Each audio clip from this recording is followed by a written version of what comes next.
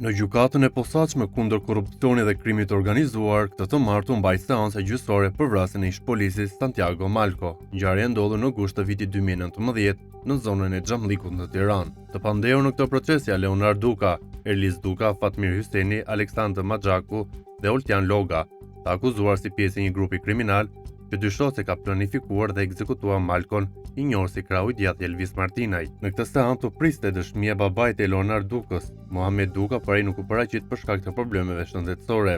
Avokatja e tij dorëzoi në gjykatë një raport mjekësor. Leonard Duka ka dhënë dëshminë e tij duke mohuar që të ketë pasur llogari në aplikacionin Sky SC. Ai deklaroi se nuk ka pasur një të tillë, nuk di gjë për kodet dhe nuk ka pasur kontakte me personat që e kanë përdorur këtë aplikacion. Siç shkruan dhe shqiptarja.com, Duka pranoi se kishte takuar Elvis Martinaj, por mohoi të ketë pasur komunikime të tjera me të. Përfaqësuesi i Spakut i bëri disa pyetje të tjera Leonard Dukës, përfshirë edhe rreth babait të tij, por ai deklaroi se i ati nuk ka pasur asnjë problem. Tencion kishte kur nëna e Santiago Malcos përtheu në akuzë dhe u nxori jashtë nga trupa gjykuese. Ta fal gjakun e djalit kurrë, do të vras, ma futi djalin në dhe, është dëgjuar të thotë ajo me slotosh. Stanca u shtyr dhe gjykata urdhëroi përsëritjen e fletëthirrjes për Mohamed Dukën, baban e Leonardo Dukës, që të paraqitet dhe të dëshmojë në seancën e radhës.